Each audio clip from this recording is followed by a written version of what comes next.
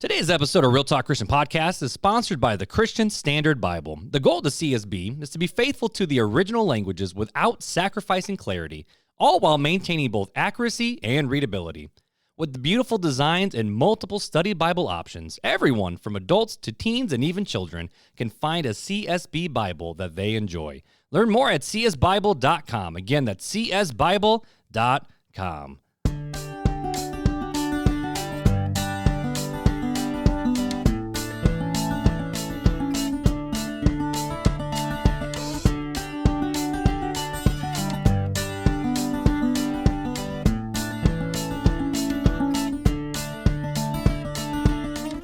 Welcome to Real Talk Christian Podcast, where we drink coffee and have real conversations on faith, culture, and society. I'm your host, Chris Fuller. And I'm tired.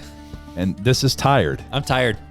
Mr. Mark Hyde. Hey! And on today's episode, we're going to be talking about what would the ministry of Jesus look like in the modern culture. It's going to be a fun conversation. Mark, you ready to do it? I'm ready. You ready? Let's go.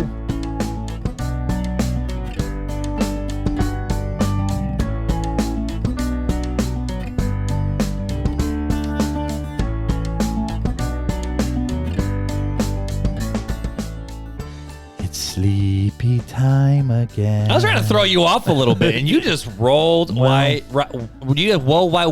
friend. See, this last week we talked about learning a language. I did not learn a language. I did not learn the English language. But either way, we are back, my friend. We are ready. Dude, we're drinking out of some really cool cups. Can we talk about the cups? Let's talk about the cups. These are your cups. I did not bring a mug. So, why would you? You come to my house. I've got like a billion of them. Anyways, that's actually very true. That is not an understatement. These cups came from the Ark Encounter. I love it. I'm hiding my... Oh, people can still see it on YouTube. And so this is what they look like before hot liquid. And then, Mark, you want to show them what it looks like after hot? After. Look at the color. So that's the Ark. And then the little rainbow. And yeah, so you can't see any of that until you put hot. It's funny because I made the joke because you're like, hey, dude, I got this new one from the Creation Museum. I'm like, dude, awesome. What do they change colors and show the rainbow? And you're like, actually? Yes. I'm like, I got to see this. The only thing is because they're color changing, they're not dishwasher safe and you can't soak them. So I have to hand wash these. Really? But I didn't realize that you couldn't. Okay. Well, I mean, it makes sense. When you do that, you like overheat it, I guess, and it like destroys it. So when you guys were at the Ark Encounter, did you guys also do the Creation Museum? Did you do both of them? Oh, yeah. With all three kids? So we got there on a Thursday night, got into town. Friday, we did the Ark Encounter. Saturday, we did the Creation Museum. Sunday, we did the, what was it called? It's a Newport, I think it was Newport, Kentucky, aquarium. And then we drove back on like on an Monday. Actual aquarium? Yeah, or like a real. Oh, okay. Like nothing with Ken Ham. No. This is just a real aquarium. I don't know why Homeboy doesn't have an aquarium yet. He's having a Tower of Babel soon. Yes, he is, and he's building on the same grounds as the Ark Encounter, I believe. So that'll be cool. That place is growing like crazy. That's why they are 45 minutes away from the Creation Museum because of the massive size of the land or whatnot. So while you guys were there, Beth and I had a trip to Indianapolis. Yeah, we saw I went to my first. This is my first concert. Yeah, since COVID. It's actually my first concert since college, so it's probably been about 10 years. Until July 22nd and 23rd. Hey, when we're at a festival, that's not true because I went to some other concerts that were festivals that I had to help put on when I was, an intern. But no, Beth and I went and saw Ben Rector in Indianapolis. But the cool thing was, okay, Ben Rector put on a stinking show, but I planned nothing for this weekend. I literally just showed up. Like I got in the car and Beth put the address into the hotel. So we got to the hotel and it wasn't bougie. Like we stayed in downtown Indy where we literally could walk to everything. And the only reason why we Ubered back was because it was just late. But Beth literally planned out the entire weekend of what restaurants we were going to, what coffee shops we went to, what experiences we had.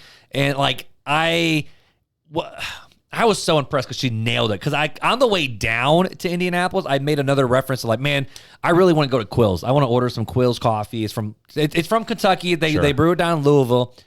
They don't brew it. I'm sorry. They roast it down in Louisville. Well, apparently there's a Quills Coffee in Indianapolis, and she found it. And then I made some other joke about like, man, I really want to go to the zoo when we're in Indy. I hope we're going to the zoo.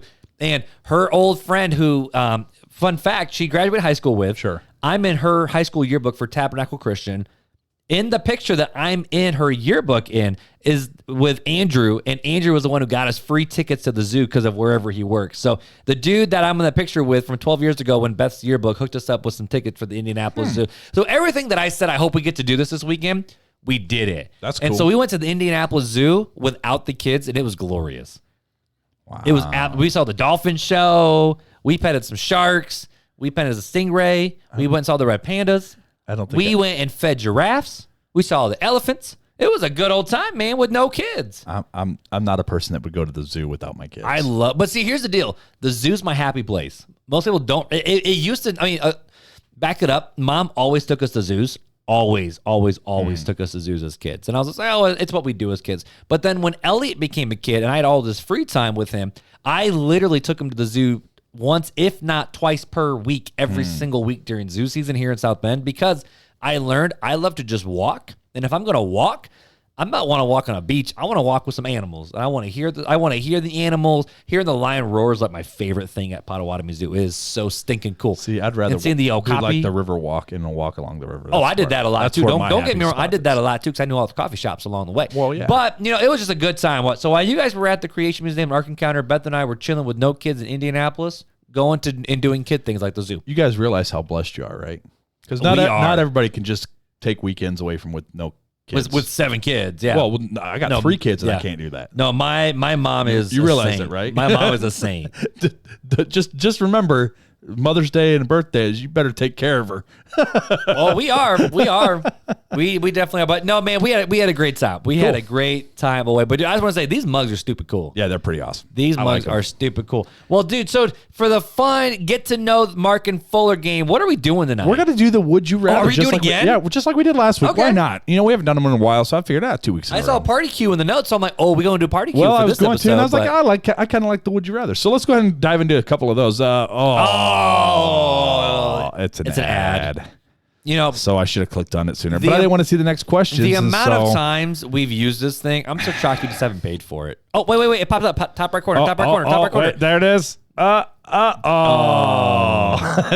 ad. Wow. Don't you love ads? Wait, here we go. Wait. Arrows. No, not the text. Don't download it. Don't download the app. No, I don't want that. Text I want that. or die. Okay, would you rather be a really fast writer or a really fast reader? Fast reader, because too. I am a very slow reader. I am too. It takes me forever to get through books, but I like to read too. So I enjoy it when I get in. Once I'm into the book, then I'm cool. But I'm like, I have to go read. Like that was my mindset.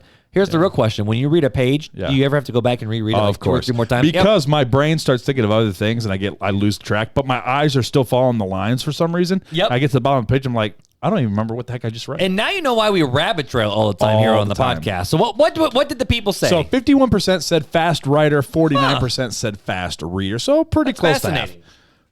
Next, well, we're not going to do this one because I already know what your answer is. All right. Okay. I already know what your answer is on that. Have a family of 12 children, or so be famous only inside of your native country, or be famous everywhere but your native country. So in your native country only, or everywhere but your native country. I would rather be famous everywhere else but my native country, because then I could live a normal life. You know what I'm saying? Because if you're famous in your country, you cannot live a normal life. Like, think of celebrities, right? They cannot live a normal life. But if you're a nobody where you live, you can literally just go to get some Chinese buffet whenever you want. I'm an introvert, so I don't want anybody. I don't want to be famous anywhere. So I'm going to probably say everywhere but my native country for the same reason. Yep. 55% agreed with us, and 45% said their native country. I like it. Give me another one. Last one. Would you rather betray your friends or betray your country? Country. I'll betray my country over my friends. Yeah. I'm a pretty loyal person when it comes to friends. Friends are thicker than country, so I go with friends too. I mean, I wouldn't. I'd rather betray my country. Yes. Yeah, I would. I mean. Whoa. So that's not what I was expecting to see. No. 55% said they'd rather betray their friends. 45% said betray their country. Wow, okay. We need another one. All right. Be eaten by a zombie or be burnt at the stake. Burn me at the stake. Why are these even questions? It's better than the last week's of the would you rather eat humans the rest of your life or starve to death? How bored are the creators of the app where it's like, okay, what can we do that is so gross? Zombies? You want to be eaten by zombies, burn bro, to or death? burn at the stake? Like, I'd rather be burned at the stake. Where are you going? Eaten by zombie? I feel like being eaten by a zombie is going to be a slower death. and more painful? I don't want to say either, but I'd rather I'd rather not be eaten by a zombie. So hit the bottom one. All right, so we're gonna go with that. 51% said be burned at the stake. Can we do another one? I want to see if there's a happy one. Hey, okay. Be a billionaire or know the truth about aliens. Give me the money. Yeah, me too. Give me the money. 81% said the money. I had to have a conversation with my 8-year-old to convince her that aliens I don't think are real. Oh. But she's like, but my friend's mom said that they saw this, and then they saw a bright orb in the sky. Right, and I'm like, guys. You guys know there's satellites. There's satellites, there's planets, there's airplanes. There's what are they called? The little helicopter things. Drones? Drones. There. Thank you. There's lots of drones. I don't know why it's late and I'm tired. I feel you. Oh, so you're the tired one, not me. This time. Right. This time. But yeah, I had to have a whole conversation with my 8-year-old to try to convince her that aliens were not real. You should have been like, they are real and they suck your brains out. Man, trying to convince your kids of something that they heard elsewhere, they're like, no, Dad, you're obviously wrong and the idiot. This random person that I don't know who said that they know this. Who smokes crack said Dude, this. like, okay, our 10-year-old, like, she literally, like, one time, like, she asked a question. Beth and I both answered about driving. She goes, well, will my teacher teach me that? And we're like, what do you mean will your teacher teach you that? You just don't want us to give you the right answer. And so we're like, come on now. Like, we gave her an answer of like, no, this is really how it works for driving. It's about driving, about like how certain ways work with like right. I think that might have been about, I don't know. We'll pretend it's like about right of ways, right? Like, oh, no, the person to the right has the right of way unless you obviously beat him. Well, is that what my teacher's going to teach me? Or are they going to teach me something different? We're like, what do you think we're doing? Lying to you? The question is that if you all, at a 4-way stop, if all 4 cars pull up at the same time, who has the right of way? The person who goes first. The bravest one. The person who goes first. But no, kids are wild, bro. Yeah. Kids are wild. But man, okay, so we've done the party queue. We're drinking, what was the name of this coffee again? This is I went and got a refill. This is the Funny Farm. This is the Guatemalan blend. Yeah, it's pretty good. So I will say this. Okay, so we drank this coffee last episode. I'm drinking again. I'm not. I'm drinking the LaCroix Mango. This stuff is... Oh, you gonna have LaCroix burps this episode. I will say this. This coffee is thick. Like 3 C's full thick. Body. Like it is full body. Like literally, like I... Mark, you don't know how to spell thick if you're spelling it with 3 C's. You spell it with three C's. How thick be it? You saw how many C's? Got 1 C, you got 2 C's, you got 3 C's. So you got Lizzo C's. Again, you should have learned the language last episode. I really hope someone just picked up what I put down when I made my Lizzo joke, but we'll see if anybody does. Nobody But cares. either way, like I refilled this, and I'm like, man, this stuff is just... I don't know if you made it extra thick, like if you did like a higher bean to water ratio. I definitely didn't measure it out. I just kind of went, yeah, it feels like you trucker stopped this mug. Like it tastes really good, but I don't know if I'm gonna be able to finish this because it is just thick. Drink it. Like lately, I've been getting into very bright coffees lately, like not full bodied, like light bodied. If you hurry up and drink all that, you'll be awake most of the night. You can go to Planet Fitness and work out. 24-hour, baby. But am I really gonna do that? Probably not. No, heavens no. I'll watch Hawaii Five-0 instead. All right. While you're drinking your coffee, I'll go ahead and read this week's review. Go for it. I know who this is. So Cameron McClure. Yeah, he interacts with us over on Facebook a lot. He does. He said, thought-provoking and eye-opening. Real Talk Christian is one of my favorite podcasts to listen to, not only because Mark and Fuller's banter is entertaining, but also because they always present facts and viewpoints that I haven't considered before. Every episode has me always listening intently. Keep it up, y'all. Y'all. Actually, Cameron, where are you from, bro? Because, like, unless... if you look back in our Evernotes, if you... it actually says somewhere where he's from? Well, so... Do you take notes of our listeners? Hey, look, he's from this place. I'm not going to mention it on the podcast, but he's from there. From Texas. Dude, you can't mention somebody's... It's just a state. Dude, Texans are proud of their state. Wow. If we did not say he's a Texan, how do you know he'd be offended. How do you know he wants people to know where he lives? Because he's a Texan. Yeah, but now they can look up his name and where he's from, and they're proud of that fact. Wow. My daddy's I'm from Texas. I'm sorry, Cameron. I didn't say it. Just remember that. So when the lawsuit comes, it's for Mark Hyde. Mark with a C. We'll send it to LegalZoom. We'll send it to LegalZoom. No! Timothy Mark Hyde. Yep. Yeah. The great, the ambiguous, I don't know. The wonderful Tim Parsons. Is that who you should send it to? That's who Tim Parsons. That's who you should send it to. Well, yeah, that's why you look at all my social media handles. It's at T Mark Hyde with a C. Yeah, T and then Mark with a C. Timothy Mark Hyde. Oh, I love it. Well, dude, let's dive into. But before we get Cameron, you said anyway. Dang it. But anyway, Cameron, reach out to us. We'll get you that mini swag back, homie. He's already on the list. Oh, well, hopefully you've already gotten it. You're By this welcome. point, I hope you got it. You're welcome. All right, dude. So All right, anyways. set up this conversation. Like, So like seriously, this conversation actually came from we asked a question in the Facebook. oh, is that where this group. one came from? Okay. And it was like, hey, what episodes would you guys? We did do this every once in a while because Mark and I we've run out of content to think of. well, and we want to involve the people. Heck yeah, we want to talk about what you want to hear. Which I about. will say, we've kind of left Instagram community to come to the Facebook group community a little bit. We still hit up a little bit, but anyways. we do. But anywho, So the question came of what would Christ and his ministry look like in like modern day culture? I'm like, that's that's a right. really Because it good was like, question. would Jesus do TikToks? Like that was part of the question. TikTok and I remember Facebook. that now. Yeah, so I was like, that's a really good question. That's some good content to talk about. So we're gonna go ahead and would Jesus drop it like it's hot? That's what we're going to go ask ahead and talk about that today. And I'm going to quickly lay out a couple things, right? Lay out Okay. the groundwork.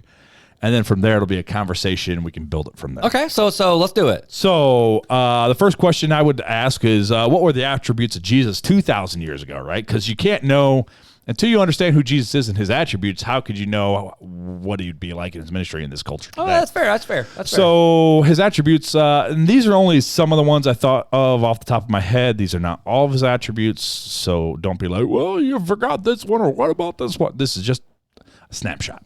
30,000 foot view. Loving, compassionate. He was a servant, gentle, speaker of truth, forgiving, prayerful, and humble. So what do those attributes look like when we actually mention those? So loving, I would say John 15, 9 through 17 says, as the Father has loved me, I also loved you. Remain in my love. If you keep my commands, you will remain in my love, just as I have kept my Father's commands and remain in his love. I have told you these things so that my joy may be in you and your joy may be complete. This is my command, love one another as I have loved you. No one has greater love than this, to lay down his life for his friends. And that's really when I want to focus on verse 13 there, because Christ laid his life down, not just for his friends, but for all of us. He paid the debt that And now we couldn't I pay. am a friend of God. Yeah, sure. You know I'm that a song? friend There of it is. God. I might be going to try. Yeah.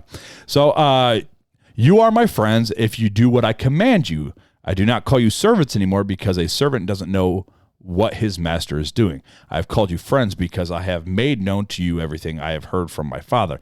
You did not choose me, but I chose you. I appointed you to go and produce fruit, and that your fruit should remain. So whatever you ask the Father in my name, he will give you. This is what I command you, love one another. So the next attribute, he was compassionate, right? Matthew 14:14 says, when he went ashore, he saw a large crowd and had compassion on them and healed their sick. So this is during his ministry. Yeah. This happened a lot. It always talked about he had compassion on these people. He had compassion on these people. He felt sorry for them, and so he went and healed them. He fed them. Like He I think, ministered to yeah, them. like Jerusalem, like he wept over the city. All the time. So this is just like a quick stat. Matthew is filled with times where it says, and he had compassion on them. And he Real had men don't compassion on cry, them. but Jesus did. So what does that have to say? Exactly. Ooh. So Jesus was a servant. Matthew 20:24 through 28. When the 10 disciples heard this, they became indignant with the two brothers. Jesus called them over and said, you know that the rulers of the Gentiles lord it over them, and those in high position act as tyrants over them. It must not be like that among you. They're talking about who's going to be the greatest, basically. On the contrary, whoever wants to become great among you must be your servant, and whoever wants to be the first among you must be your slave, just as the Son of Man did not come to be served, but to serve, and to give his life as a ransom for many. So again, Christ, we always hear of Christ the suffering servant, right? That's a big Suffering staple servant came out of Isaiah, the prophecy from there. Isaiah, right? Yeah, Isaiah Which 53. that was the prophecy that Jesus read in the temple. Yes. Right? Yep. Yeah. Yeah. So Jesus was also gentle. Matthew 21, 1 through 5, he says, when they approached Jerusalem and came to Bethphage at the Mount of Olives, Jesus then sent two disciples, telling them, go into the village ahead of you at once. You will find a donkey tied there with their colt. Untie them and bring them to me. If anyone says anything to you, say that the Lord needs them, and he will send them at once. This took place so that what was spoken through the prophet, which was Isaiah, might be fulfilled. Tell daughter Zion, see, your king is coming to you gentle and mounted on a donkey and a colt, the foal of a donkey. Mm-hmm. Which King Jimmy says something different. I wasn't ready for that one. A little humor, right? But all right, so Jesus was also the speaker of truth. Like I said, I'm kind of going through this. This is just the groundwork. We're just laying the groundwork. So don't doze off on me, especially if you're driving in the car. John 1:14 through 18. The Word became flesh and dwelt among us. He was a speaker of truth. The Word became flesh and dwelt among us. We observe his glory, the glory as the one and the only Son from the Father, full of grace and truth. John testified concerning him and exclaimed, "This was the one whom I said, the one the one coming after me ranks ahead of me, because he existed before me. Indeed, we have received grace upon grace from his fullness.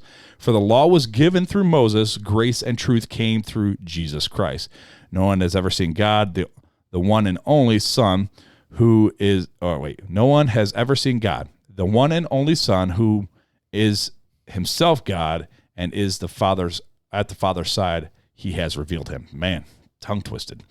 So Jesus was forgiving. Matthew 18:21 through 22. Then Peter approached him and asked, "Lord, how many times must I forgive my brother or sister who sins against me? As many as 7 times?" And Jesus replied, "I tell you, not as many as 7." Jesus replied, "but as 70 times 7. Jesus preached forgiveness, right? He came and forgave us of our sins, paid that penalty. He was very forgiving. Jesus was very prayerful.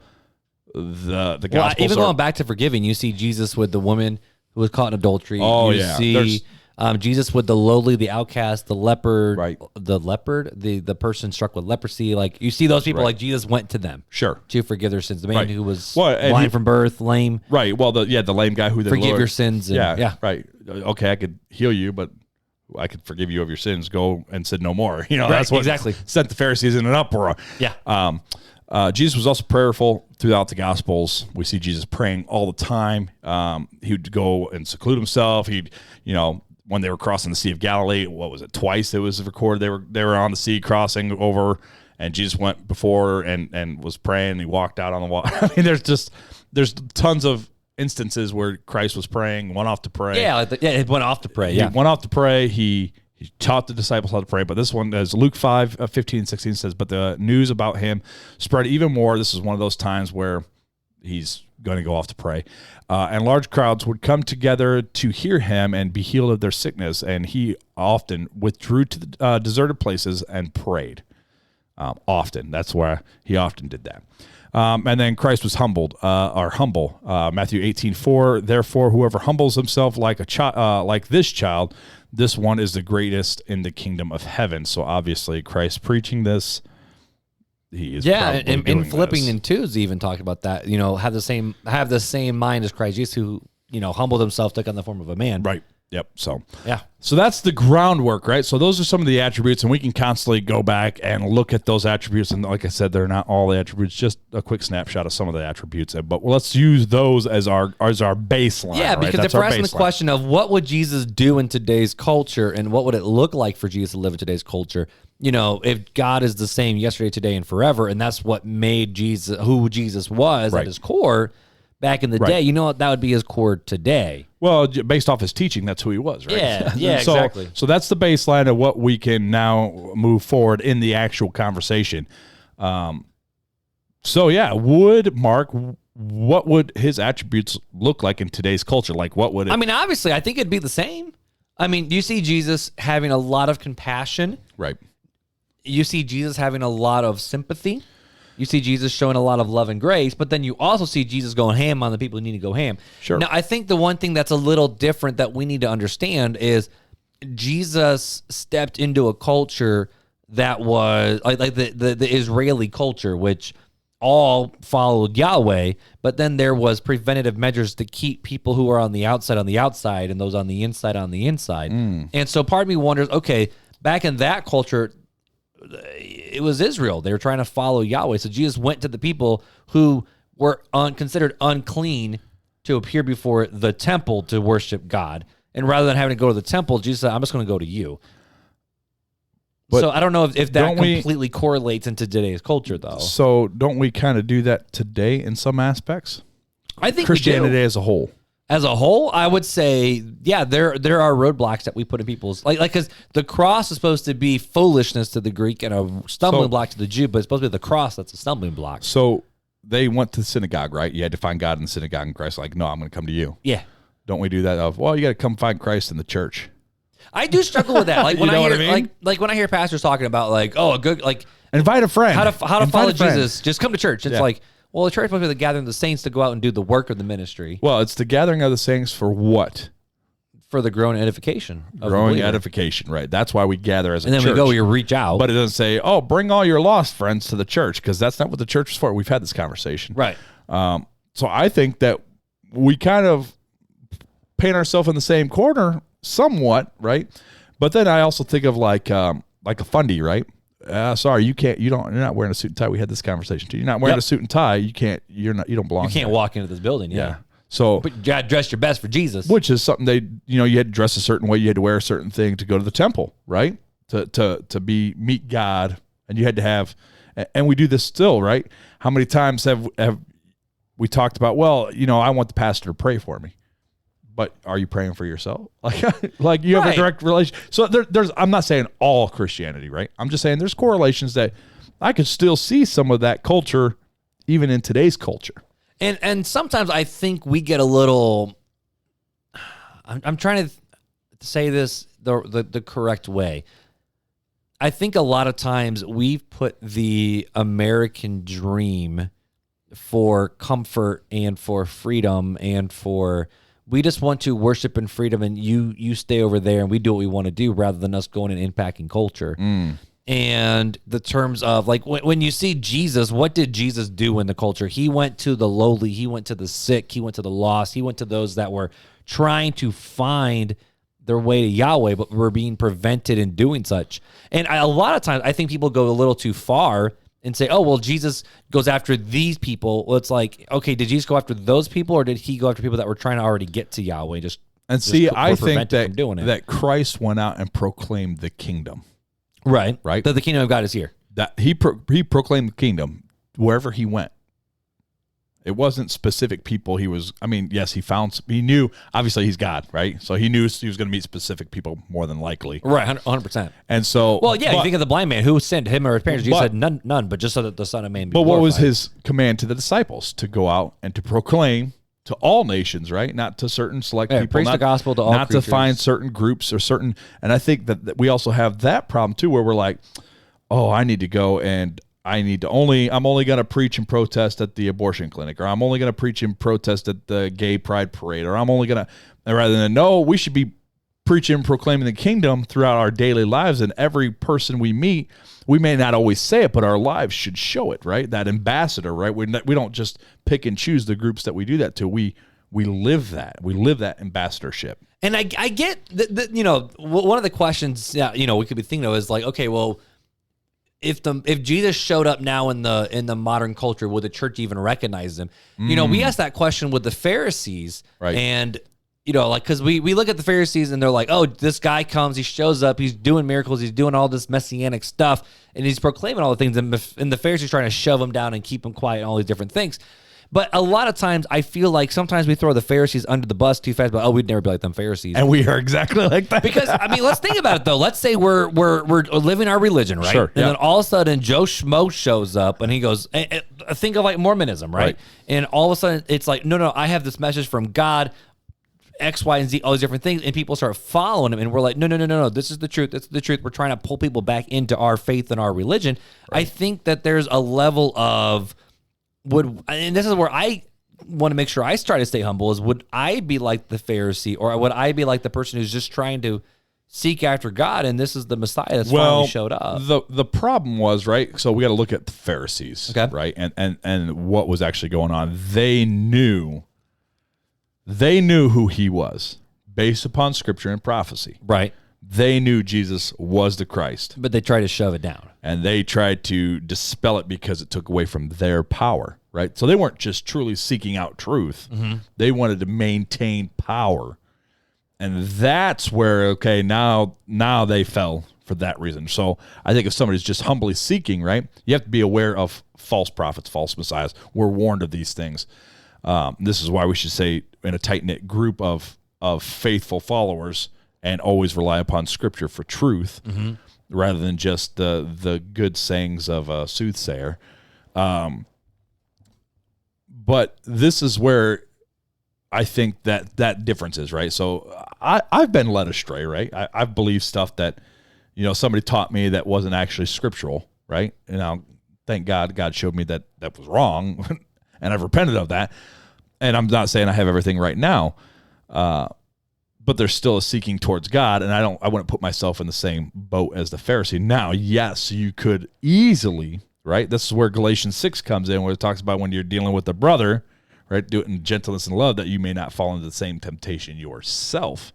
So we have to be careful of that, right? Because we could just as easily become puffed up with our pride and power. And I mean, even real talk, we talk about this all the time, how we could get puffed up by the stats and the numbers and this or that. And we're at we were invited to a major music festival. Yeah, and it's invited. It's exciting. It's exciting, very but exciting. it's also, we got to try to keep it humble. But we got to be humble about it, right? And we got to constantly say, no, it's all God. It's all God. And we're along for the ride. And that's where you'll hear me say that a lot, especially on this podcast. And it's not just trying to stay humble, but it's also reminding myself, no, we need to stay humble, right? Because if we don't humble ourselves, somebody's going to humble us. Right. And but I also think part of this question is like, okay, would the modern church be accepting of Jesus? And one token, I feel like what you said, are we emulating Jesus? But I also feel like this is also a bit of an unfair question to ask, because we are trying to follow Jesus. But I think the real question is the fact of, would Jesus look at us, which one day we believe he will he look at us and say, you did good? So talk about modern church, right? Okay. Modern church. The sweeping progressive Christianity. Okay. Well, I think there's three different aspects of the modern church. There's progressive Christianity. There's I would say conservative evangelicalism, where it's the way that we're used to doing church. I would even put like Eastern Orthodox and Catholicism in a different category. Fundamentalist. That's more liturgical. And then you could throw funnies into there too. So I would agree, but there's different facets. I'm looking at both sides. You got the progressive Christianity, right? You got your fundies, right?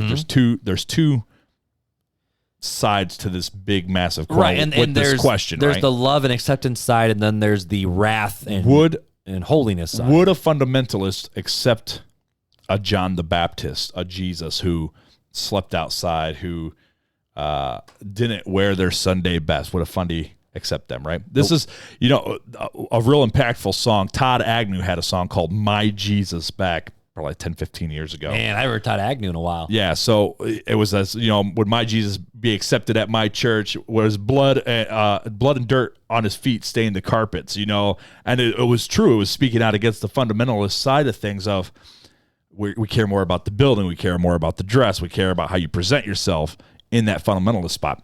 So then we go to the other side, progressive, right? Would the progressive modern church be accepting of Jesus? When Jesus says, you snakes and vipers, right? Because they're all about the love and the compassion and forgiveness of Jesus. But they have to remember this, he spoke truth, that he's a just God, right? And so there's that other side of that coin where it's not all about peace, love, and happiness, right? That's not who Jesus was either, because he chased the money changers out of the temple. Would he chase the people living in sin out of the temple knowingly, right? Because that's what the Pharisees were doing. They were knowingly living in sin and holding these extra rules and power over people, and Christ spoke out against them.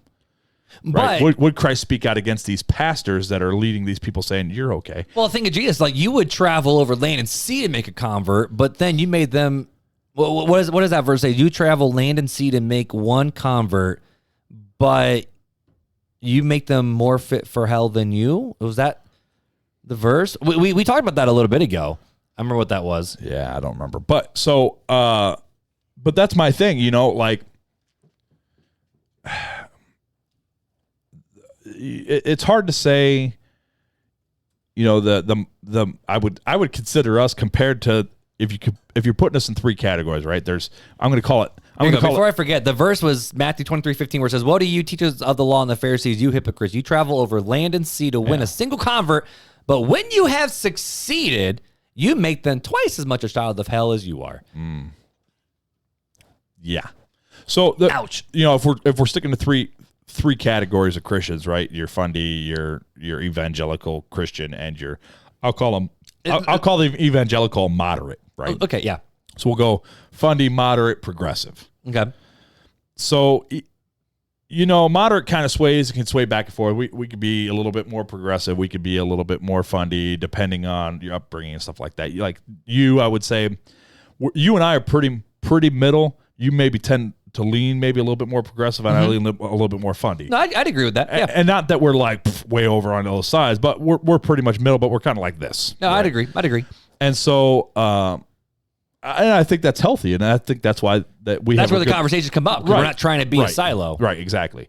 But I think I would like to believe that the moderate Christian would be accepting of Jesus and be like the disciples of really just seeking truth.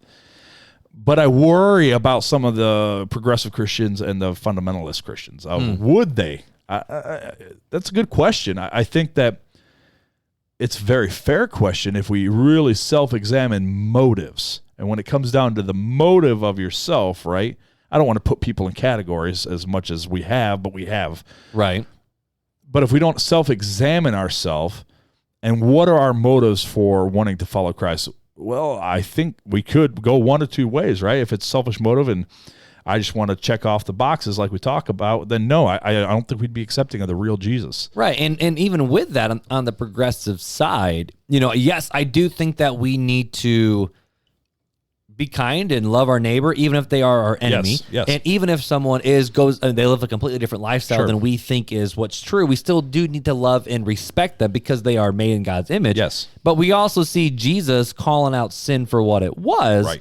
But loving the person in the process. Like there's actually someone who, we're part of the Upwards program, right? Upward Soccer program. There's a little kid who's actually, this is his second year in a row being on Elliot's team. And he has, his mom is, like she's a lesbian, has married her partner.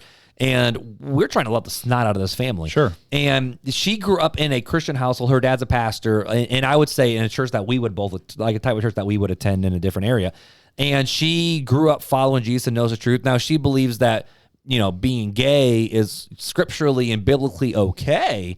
But, for us, like Beth and I are having like the struggle where it's like we need to love and honor and respect you. But at the same time, we need to stand firm in what we believe. And I think Beth Beth has a lot more interactions with her than I do just because of being moms and, hanging out on the soccer field and going to the playground afterwards and stuff like that. I'm busy coaching. But, we're trying to love this person and go, yes, we disagree with you. We believe this is what the truth is. This is where we disagree with you. Right. And even Jesus was the same way where Jesus said, like the person caught in adultery, it was go and sin no more. Like you got to stop. Right. And then with, when someone asked Jesus about the question about marriage, Jesus even said, divorce was never a thing, but because of the hardness of your heart, this is what we set up. Right. And the fact of, when man was first created, God created them male and female. So even Jesus talked about the family unit and the family dynamic. Well, and you have to be careful, right? Because, yes, we're supposed to love, but we can't overlook sin, right? We can't say, okay, well, being gay is okay. Right. Because it's not. It goes against when God says it's an abomination unto the Lord, that's a really bad thing, okay? Right. And that's for all sin. That's not just for, being gay. It's for pornography. It's for whatever, lying, stealing. Whatever. Looking at lust. Sin's not okay. No, sin is sin, and it's not okay. And we should always be willing. If you call yourself a Christian, you have to be open that you got to be called out on your sin, right? And this was I want to speak into this because most people don't speak into this. A lot of people, I read a lot of articles about is homosexuality approved in the Bible? Because one of the main arguments is, and I read this every time, is Jesus never said anything against it. Now, it's hard to make an argument from silence in terms of, Jesus talked about the marriage. So since he left, it was silent about this, and therefore that's true. Now, Jesus did talk about Adam and Eve and the creation mandate, and that was talking about divorce and leaving your father and your mother. But some people are like, but Jesus, literally, Jesus had an opportunity to speak out against homosexuality, but he never did. But we also forget to look at the culture. He was speaking to a Jewish culture that already believed that being gay was an abomination. Right. I don't want to say being gay, but the homosexual lifestyle, living in the lifestyle, is an abomination. So therefore, Jesus was wouldn't understood, even, right? It was understood. Jesus wouldn't even need to speak into it. It's almost like if someone looked at us and said, "Hey, Mark Fuller, you guys never talk about murder in your show. You guys never asked the question, is murder okay?" We're like, because we all know our culture. The baseline is it's not okay. So why are we even wasting our breath on it? Right. Now we talk about other aspects like are these things murder? Right. But there's certain parts of our aspects of our culture that we don't even need to speak into because everyone knows that it's true. We don't have to have a whole episode on why rape is bad, right? It's bad. Well, the Bible never says exactly, that it's bad. And it's like, well, it's kind of implied when Jesus goes to look on a woman to lust after her is committing adultery in your heart, which is a sin. It means it's bad, right? Right. If you're going to that aspect, it automatically assumes that you are of the knowledge that this other stuff is bad. Right. And so why would you even, so that's the thing is he wouldn't need to speak into things that the Israelites already understood of that was God's law. Now, you got the conversation of, well, we're not under the law, we're under grace, so then we're actually part of a different covenant. But it wasn't at the time to the people who was speaking to. And that's, again, like you just said, you have to read it for the not just us, right? Because we are a different culture. 100%. But who was the culture that this book and these books were written to, and what did they already believe? Jesus, and that's the thing is Jesus, whenever he was, now Jesus did interact some with Gentiles, but I would say 99.9% of the people he was talking to were Jews. They were Hebrew Jews living in Galilee, in Jerusalem. Who was the first major player to the Gentiles? First major player? Player, yeah, like the person that God had chosen to send out. Oh, Paul, right? The Apostle Paul. So not Peter, not John. No. And the Apostle Paul was dealing with Gentiles. Peter mainly and James dealt with the church in Jerusalem. And if you really look at the culture that Paul is speaking to, he speaks to those things, right? He speaks to the it's not good for a man to lie with a man. He's dealing with these issues throughout these churches where they're having these issues because they're Gentiles and they don't know any better. Right. And so that's where you see in Paul's letter, Paul's dealing with these things. And people want to use the argument of, oh, well, Paul didn't really know. Because people say, well, the word homosexual wasn't even invented until later, which is true. But if you read Greek mythology, homosexuality has been around in the Greek culture way before the Romans. I don't have to use the word homosexuality when it says a man that lies with a man or a woman that lies with a woman, which is unnatural, right? Those words right there, right, in Greek are pretty self-explanatory. Yes, they're not using the word homosexual, right? Mm-hmm. But again, up till about 70, 80 years ago, gay meant happy. I'm happy and gay. It's not saying I'm not happy and homosexual. It's saying I'm happy. That's what gay meant. So terms change all the time, right? But going back to the Greek and the culture and the way they described it, it shows a clear act of homosexuality, which was spoken against. It was an abomination according to the Old Testament, which is who Christ was dealing with, who he was speaking to. So it was already understood. I mean, there were cities destroyed because of it. Destroyed. So I think it was, that's why Christ, like you said, didn't speak to it. Yeah, I mean, you have a lot of other fun questions here, so I want to not just harp on these too much, but I like this question. I think I want to lean into this. What would Jesus say about the way we quote unquote do church? Yeah, so this one was, I was thinking about that of like, how we do church. Like do church, not like be the church, right? But I guess the question comes like, I hear all the time, oh, I'm going to church. Hey, the church got this function going on. This is what the aspect of what church is, how it looks like, how we relate to church in modern culture. Mm-hmm. Would Jesus speak against it? And I would say probably a little bit. I would say probably a little bit. I think there's different ways we do church because there's, the high church, like the Catholics and Eastern Orthodox and liturgical. Then there's the low church, and then there's the house church, and then there's I'm talking about across the board. If you take everything and average it out, right? Okay. The way it's done, right? Most people have a building, right? Right. Excluding house churches because they're trying to get back. And that's a modern phenomenon of when Christianity became legalized and was allowed to practice in the open square. But it's the But I wouldn't say that just because of this building is bad, because churches have always had a place to meet. Yes, and I'm not saying the building itself is bad. It's the importance we hold to the building. Right. The way we do church. So how do we handle the synagogue, though? Because, the temple was gorgeous. The synagogue was supposed to be set up a certain way.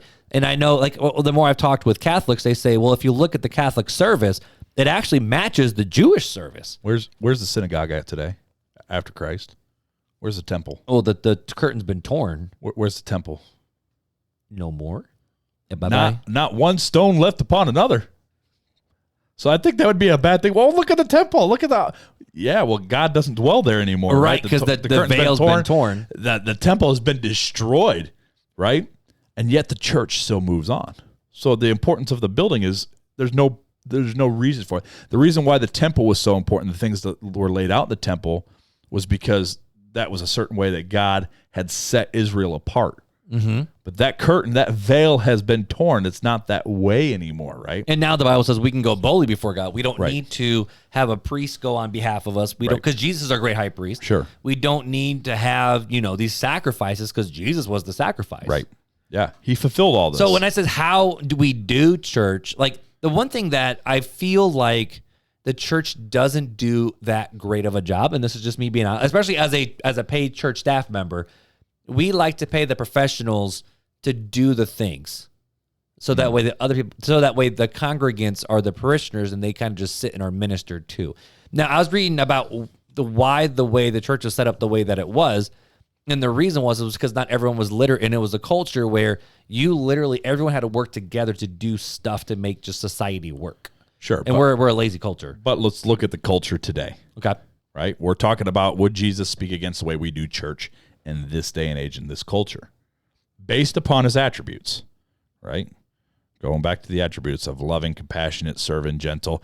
I don't think we're very well at these things as a church as a whole, right? Yes, there's pockets, there's certain congregations that are good at this, but are we loving as a church? Are we compassionate as a church? Are we serving as a church? Are we gentle as a church? Do we speak truth as a church? Do we forgive as a church? Do we pray well? Are we humble? I think as a church, corporate body, whole culture, that we've been struggling with that. I think we are too self-centered, and we focus too much inward and not enough outward, and actually doing these things. And I would say the American church, because I feel like the American church is different than the Chinese church, different than the Middle East church, different than the South here's African the thing, church. right? So you got to speak to the culture you're in, right? Then we're talking about the Western culture, right? So now. I'm speaking to this because I am not involved. I can read about the Chinese, the Chinese church. Well, we're not, but I'm not a part of that culture. I don't understand that culture, and so I can't speak to that culture. I can speak to the Western American church. Mm-hmm. That's what I can speak to, and so that's what I'm speaking to of. As a Western American church, if we stood for truth, we wouldn't have the problems we have in society. If we were more loving, if we were more compassionate, if we served well, if we were more gentle, if we were more forgiving, if we prayed more, if we were more humble, we wouldn't have the issues that we have in this society. That's the thing. We have highest abortion rates, highest divorce rates, even in the church. Pornography struggles among church leaders. We have affairs and stuff going on within the church. We have look at I'm thinking the Hillsong documentary with all the money and power. Hillsong, Mars Hill. Look at Ravi Zacharias. I mean, all these scandal. This is in the Western culture church, right? And if we did the attributes of Christ, it'd be a whole different ball game. But we don't. And so I think that, yes, Christ would speak out and say you love me, right? We go back to, if you really love me, you'll do as I command. And we are not doing, as a church as a whole, the command of Christ. Right? Let me go back and find it. I'm trying to remember where it was at. Loving.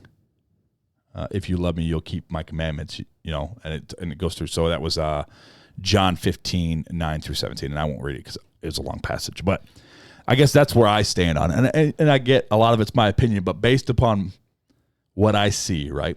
And the power when a nation, what did God say to the Israels? When you humble yourself and pray. And seek my face, I'll heal your land. Yes. And I think that God does that. He gives good gifts to his children, right? And if his children are doing what they're supposed to be doing, that's going to happen, right? I think that, yes, that was spoken for Israel, but I think that could possibly be something that happened in Western culture if the church stood up and did what it was supposed to do. But instead, we cower away. We cower away from speaking truth. We cower away from serving. We cower away. I mean, especially men in the church this day and age. And we hear about it all the time about, women are becoming leaders. And if you ask women, why do you feel like you have to be the leader? Well, because my husband's not leading it out. He's not being the spiritual leader of my home. So I feel like I have to pick up the ball.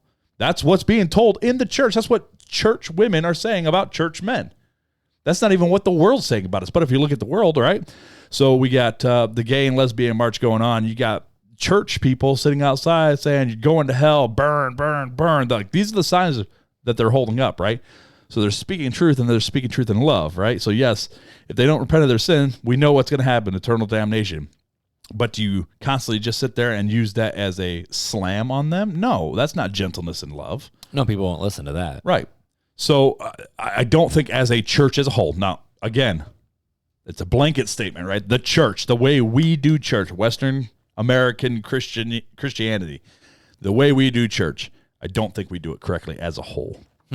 Now, there are pockets, right? There are churches, there are congregations, there are people that do it correctly. I think, honestly, there's a lot of churches that do this well. It's more the fact of we just don't hear about them because they're doing it well. You know what I mean? I think there's a lot of little churches that are just living the best they can out of their community. Sure, but what does their community look like? South Bend, what does South Bend look like? So we got a lot of little churches around here doing it right. Right. But we have a lot of churches that don't. What does South Bend look like? Murder rates are up. Mm-hmm. Crime is up. Abortions are up. Divorce is up. So we're doing something wrong. We should be influencing, not being influenced. So that's and I agree, but at the same time, it's the hard battle of, yes, culture and society will change as the people start to follow Jesus. But at the same time, we also know that the world hates Jesus too. Sure. So I think that there's only so much that a Christian could do. And if we are doing our job in, loving others, which starts with loving your kids, loving those in your immediate little tiny circle, things can happen, but there's a lot of things that we need to do and we will have to see changed in order to do it. Christ was self-sacrificing, right? Right. How many of us are self-sacrificing? Oh, we like comfort, homie. How many of us don't want to put down the device to go out and reach people for Jesus? How many people don't want to stop watching TV? I'm raising my hand because this is me, right? How many people would rather have the comfort than doing what they're supposed to do? I'm guilty. This isn't just speaking. When I talk about the church, I'm guilty of a lot of this stuff. I'm not living and doing what I'm supposed to be doing as a ambassador to the world, right? I should be out there. I should be out there loving the snot out of people. And I'm not, because I'd rather be home because I'm an introvert. That's my excuse. Mm-hmm. I'm an introvert, so I really want to do that. I got to stay home and rest and relax and have some me time. I got to get me time. And that's not what Christ is telling us to do. He's saying, no, you've had enough of you time when you were living in the world. Now it's time for me time. Christ saying me time. You go out. You love the snot out of people. Because if you really love those people, you'd be scared to death of them that are scared to death for them, that they're on their way to eternal damnation. And you'd be saying, hey, man, I love you, man. Let me show you a better way. So what would Jesus, do you think, actually would he be doing in this culture? You know what I mean? Well, I think he'd be proclaiming the kingdom, just like when did you see Christ going, yeah, he had me time, but what was his me time? With the Father. With the Father. And then he did what? Went back out, right? Into the crowds. Yeah, and that's the thing is, like, I'm curious, though, because when we see Jesus' ministry, he didn't start till he was probably about 30 years old. So that's what's recorded, public right? ministry, right? So what did he do the first 30 years? Like, that's what I want to know. Like, what did he do? Because he wasn't out proclaiming the kingdom the first 30 years. Well, no, he had a forerunner doing it. Right, John the Baptist. Right, sure. right. But what was Jesus doing in the culture?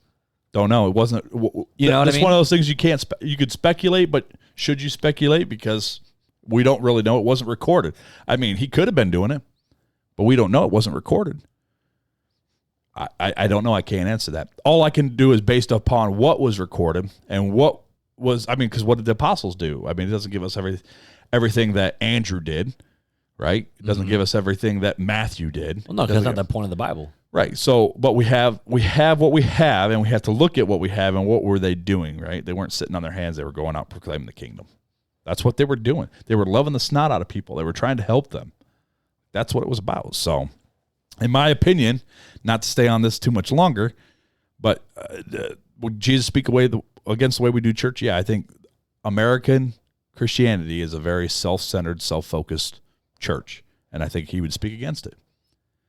I might even broach the subject of maybe he'd call snakes and vipers, at least some of us. I'm not saying you or I. I'm just saying some of us in the church. But I think what we easily do is we point the finger like, oh, yeah, I bet you he called him some snake and vipers. Well, but the question is, we're called to internally reflect on ourselves too and go, what would Jesus say to me? And that's why we see in the Bible, like, the Apostle Paul was running his race well. And he even said, I am trying to run my race well. Imitate me as I'm imitating Jesus. Sure. And that's the life we're supposed to be calling to live too, is the fact of, are we running our race in such a way that, yes, we are bringing honor to God. Now, we can't be so focused on our own race that we forget about everybody else, because that means you ain't running your race very well. But what is the mandate, right? What's the race? The race is... What's the commands? Love God and love others. So where's the self-focus in that command? The self-focus is, are you loving God and are you so loving when others? when he says run my race, what do you think that race is? I would say it's to honor God with everything you do. I think it's being the ambassador, right? It's not, well, I got to take care of me. I think it's, no, I got to love God and love others. That's the race. And am I doing that well? So here's the question then. How would Jesus interact with the things in our culture? Like so the now social we're getting media into and then the fun movies questions. and... So we've had these conversations, right? You and I. Yeah. And we try to navigate the best we can, right? And I think we've landed pretty well of the Instagram, the Facebook, Twitter, the TikTok. I have an opinion on that. Would Jesus use all those social media platforms? I think he would not, but I think the disciples would. I don't think he would. I think he'd be too busy actually interacting with people. I was going to say, I think if it comes down to it, we think they're great tools, right? You and I, being disciples of Christ, think they're great tools to use. I think we'd be the ones holding up the camera, recording and doing the go live things for him, right? Right. Well, not even just that, but it's more the fact of, okay, so you see the Apostle Paul writing letters, you see Peter writing letters, which they are using modern technology to interact with their church. Where did Jesus write? He didn't write nothing. No, because he was out doing it was his ministry. disciples that were doing all the writing. Exactly. Yeah, so I would agree with you on that. Now, should we use these platforms to glorify Jesus? Absolutely. And that's what we're trying to do right now. And we've had that conversation of we think that they're great tools to have. But would Jesus be hitting the well on TikTok? Probably not. But the real important question of the day, the icing on top of the cake question. Where are you going with this? Would Jesus eat Chick-fil-A? I'm just saying, would he eat Chick-fil-A? That dude even eat it on Sunday. He'd go Old Testament in the desert where he'd get 2 orders on Chick-fil-A on Saturday, so we could have one Saturday and one on Sunday. That's the Lord's chicken. That's the way to do it. That's the way he'd do it. But he'd also part the line of cars too and walk right up. But would Jesus eat Chick-fil-A? I mean, chicken was considered clean, right? Would you think that he'd get a Chick-fil-A sandwich and then break it and multiply it and feed it to the 5,000? That would be awesome. That would be dope. Here's your Chick-fil-A special sauce. And here's some Chick-fil-A mac and cheese. Oh, here's your waffle fries with your honey mustard to dip. But we know that he's still a Jew who practiced Judaism. Sure. But I guess technically after he left, that's when the sheet came down with all the animals, and God told Peter, why are you calling unclean what I have called clean? But Jesus was a practicing kosher Jew. Sure. But that's not the culture he would be in today if he came today, right? Well, that's true. That's true. I'm just throwing it out there. I mean, all I'm saying is homeboy would probably be hanging out at Long John Silver's and Chick-fil-A. Long John Silver's. But he couldn't eat no pork, so he couldn't eat no junior bacon cheeseburger. He might go to McDonald's, get a fish fillet. Get that. I mean, technically anyone can eat the McRib because it's not really even real. Well, I was going to say, isn't most McDonald's meat just mystery meat anyway? It's so stinking true. Would you just eat a Chick-fil-A? So the next question, right? I had to throw in a couple fun questions. Yeah, you did. What type of entertainment do you think Jesus would do, like music, movies, books, recreational activities, vacations, etc.? He would play lead electric guitar in a punk pop band, and then he would watch The Chosen. He'd play in The Chosen. What are you talking He'd about? be in The Chosen. Like, I am the what chosen. type of entertainment? I mean, at the end of the day, it's it's hard because it's a whole different culture because Jesus was just out living life with people. Yeah, that's why I think he'd do whatever. I mean, they're fun questions, but I'm like, Yeah. I don't even know how to answer this. Like, what would Jesus do? Now, again, we don't know what Jesus Sure. did the first 30 years, but in the last 3, he was out loving people.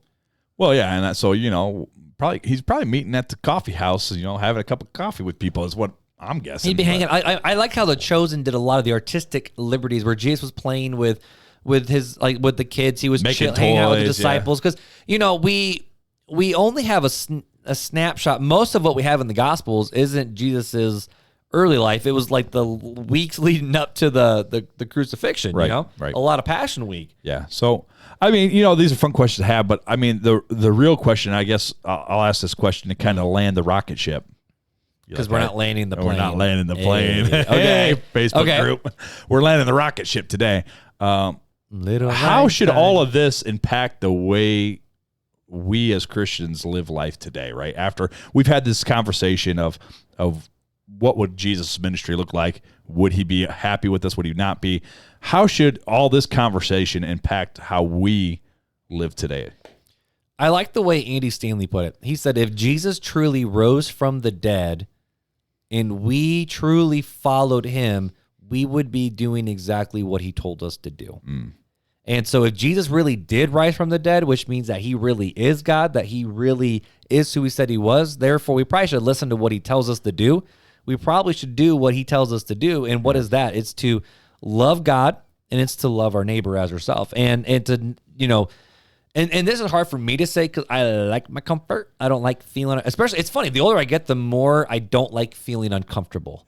Me too. To be honest with you. Like when I was a teenager, man, I was totally cool doing weird things. Dude, I moved to Florida with like 2 weeks notice. I just packed everything up and moved. Like, I was Right. like, whatever. Then Now it's like, no way. And the older I get, the more I have security. I mean, I ain't preaching to nobody but myself. The more I am secure in the fact of I have land that I own. I have a house that I own. I have cars that I have. Food I have a on the job. table. And then it is very easy to go through the mundane. Now, at the same time, I don't think Jesus calls us to stop living and for you to stop being served. What side note? Do you think Jesus would be in the union? No, I already answered this. I don't think he would be. But he was a carpenter. He'd be in the carpenter's union, right? He'd be a carpenter, but he'd be non-union. He'd be. He'd definitely be non-union. Union, for all the things they get right, they do twice as many things that they don't get right. Oh, goodness. So Jesus would have his own LLC doing his carpenter Probably. thing. He'd be self-employed. But, if He'd be working for Menards. save big money, yo, get that Sorry, rebate. that's bad. I love it. That's kind of blasphemous. Sorry. But, but if we're supposed to live the way we're supposed to live as Christians, we're supposed to do everything to God's glory. Right. So I think we're still called to not just give up our jobs because, even in Paul in 1 Thessalonians where it's like, some of y'all quit your job, sold everything, or you're just sitting waiting for Jesus to come back. Yeah. He who don't work, don't eat. So you have to take care of responsibility. Even Paul himself was a tent maker. So. Yeah, and Paul even said, I wish some of you guys were single as I would be, so therefore you could put more focus on the kingdom instead of having to focus on worldly things. So that's just a fact. Like, we're called to love our wives. We're called to, Yes. or if you're a wife, you're called to love your husband. Or if you're kids, or, and the world's broken and it's messed up and it's not the way that it should be. All Paul was saying, you have more time. That's Right, all he was saying. 100%. And, we're supposed to love God and love others. And sometimes that means we're supposed to focus less on our comfort and more on going out and loving someone else. I think part of it also is the fact of we wouldn't look at anyone who's on the opposite side of any conversation as the enemy that needs to be won or we need to win the fight, but we're called to view that person as no. You're made in God's image. So therefore I need to honor and respect you. Even if you're my enemy, I'm called to pray, have compassion and pray for you. Right. But still win the argument. But no. But it is hard, but it's like, how should all of this impact how we live our lives as Christians? I think it's the fact of we're called to honor God with what we do. Right. We need to understand that we were not called out of the world, but we're sent into the world As ambassadors. So therefore, having the gut reality checked of if someone would look at my life, would they say, yeah, there's something different about him? Oh, he follows Jesus. Okay, that makes sense. Right. And a lot of times we like to put on the Christian facade in the show, and I try to be very intentional. I mean, look at me. I have like WWJD I wear every single day. I couldn't wear it for a little bit because I developed a little rash, so I couldn't wear it anymore. Or poison ivy. I take it off when I get poison ivy. Like that. Yeah, basically. But like I wear a WWJD bracelet. I have a explicit Christian tattoo. But am I letting those be the only reasons why people know I'm a Christian, or do people know I'm a Christian by the way I talk, in the way I act, in the way I serve? Right. Yeah. That's all I got. Well, and you got to be careful too. You got those certain Christians that, oh yeah, man, I got like 18 WWJD bracelets I wear all the time, and my Jesus saves, or Jesus is my homie shirt, and you say you have faith, but show me your faith by your works. Are you idolizing your image? Though at that point, we had a question. I can't remember if it was email or messenger or something like that. Maybe it was Instagram. Can we even idolize our Christian tattoos? And I was like, that's a good question. Yeah, we could, right? We can idolize anything. And we had that conversation of idolatry in the church. Remember that conversation where we could even so much go to the point where I make the cross itself, the symbol of Christ, an idol to us, where we're worshiping the cross rather than the one who hung on the cross. I mean, we can make anything an idol. That's the problem with us. That's why God said, "You shall have no other gods before me," because we're creatures that like gods. Obviously, we like to be God. We like to be God and make little images of God, and make God. And we have to be careful, us. right? So those things aren't necessarily a bad. The Christian tattoo, the WWJD. This is not a slam on you. By the way, I don't want you to feel that way. But I'm just, those things aren't bad. No, I know what you're saying though. Until you got to be careful so you don't take them to the extreme either. Because obviously, since you're a Christian, you need to wear a WWJD bracelet too, because you have to, because that's what Christians do. That's what Christians do. That's when it gets bad. That's what faith can do. No, but since we've landed the rocket ship, are there any last thoughts to make the rocket ship land back safely at home in port? Would Jesus? Well, I guess my final thought is: would Jesus? I just said a rocket ship land in port, didn't I? Yeah, you're like rockets. I'm combining metaphors. I'm sorry. Yeah, on the farm. Anyways, anywho, that's what I should have said. Anywho, at the end of the day, at the end of the night, I'm just switching up all the way around. Now I lost my train of thought. Oh, would Jesus? What would Jesus look like in this culture? Jesus would look the same as he did 2,000 years ago. It's how do we look, right? How do we stack up as a church? And that's where we need to self-examine of where we're at. That's the only self-focusing we should do, is to see where we're at and see how we line up as being ambassadors and imitators of Christ. I like it. Well, should we land the plane on that conversation? Let's land the planet. All right. Time for Fun Facts with Filler.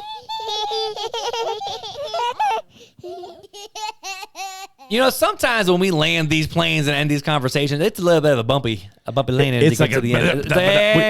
We hit the runway and we bounce a couple times. I love it, man. Well, dude, we are well over 100-something episodes in. We're over 100 reviews on on Apple Podcasts, but please leave us a review over there on Apple Podcasts, or if you're on Spotify, leave a rating. But in all these episodes, you have not failed to give us a fun fact. So we have another one for So, today. my dude, what is today's fun fact to end the show? The fun fact of the day. Did you know that Europeans were scared of eating tomatoes when they were introduced? Scholars think... Man, them white people crazy. I'm telling you. White people crazy. Scholars think Herman Cortez brought the seeds in 1519 with the intent of the fruits being used ornamentally in gardens. Which is fair, yeah. By the 1700s, aristocrats started eating tomatoes, but they were convinced the fruits were poisonous because people would die after eating them. In reality, the acidity from the tomatoes brought out the lead in the pewter plates, and they actually died of lead poisoning. Fun fact. So people thought tomatoes were poisonous, but in reality, it was the pewter plates. Wow. Yeah, the lead in the pewter plates. They were dying of lead crazy. poisoning. The acidity from tomatoes. So that would mean, what else would do that? The coffee? Lemons? If you put coffee? Coffee, maybe, but like lemons, oranges, I don't know. That's hilarious. So tomatoes, and we know today tomatoes are a good thing for you. Because but people always construe it like there's always that big conversation of fruit or vegetable. It's a Because fruit. VeggieTales. It's a fruit. Yeah. Thanks, Bob. But think about it. I'm not a big tomato fan, but I will eat one on a BLT. I will eat one on a Chick-fil-A. A little salt. Deluxe. I don't really eat them apple. straight. I'm not a big fan of them man, straight. again. But think about it. No tomatoes. That means no ketchup. That means no salsa. That means no Yeah. pizza because you gotta have that, Ooh, that tomato sauce. That also means no spaghetti and red pasta sauce. Oh, yeah. Like think about it. If tomatoes were actually poisonous, our lives would be boring. Yep. And Jesus should just have already come back. Anywho. I like salsa. I used to eat salsa every So do I. night, man. Oh, I love it. but goodness. yeah, so if you guys Oh, enjoyed that also means no hacienda, by the way. they don't know who Hacienda is. But we do. Yeah. But yeah, go ahead if you guys enjoyed this this podcast. Go ahead and leave us a review if you wouldn't mind. Also, you can go over to YouTube and type in Real Talk Christian Podcast. Hit that subscribe button. Hit that little bell notification so you get the latest and greatest episodes. You can also reach out at realtalkchristianpodcast.com. Phone number 574-400-5352. Email is realtalkchristianpodcast@gmail.com. All the socials. We we're made it everywhere. pretty simple, my friend. So, We yeah. made it pretty simple. But- And don't forget to join the Facebook group that's happening over there in Facebook land. We keep growing that every single day, having a lot of conversations because we say we want to keep the conversation going. And we do over there in Facebook and also on Instagram. And don't forget, we will be at the Getty Music Festival July 22nd, 23rd. in Southern Michigan at Lanitas. Yep. Lanitas, Michigan, July 23rd, 22 through 23. Learn more. Just hit our show notes. We'll have the link there in the show notes. But my dude, anything else before we let these beautiful people go? No, sir. I love it. Well, again, thanks for joining us in RTC. But until next time. Take it easy. Oh man, we had a hard time ending that episode right on time, didn't we? We did. But we're still talking. We are. Should we say bye now? Goodbye. Bye, friends.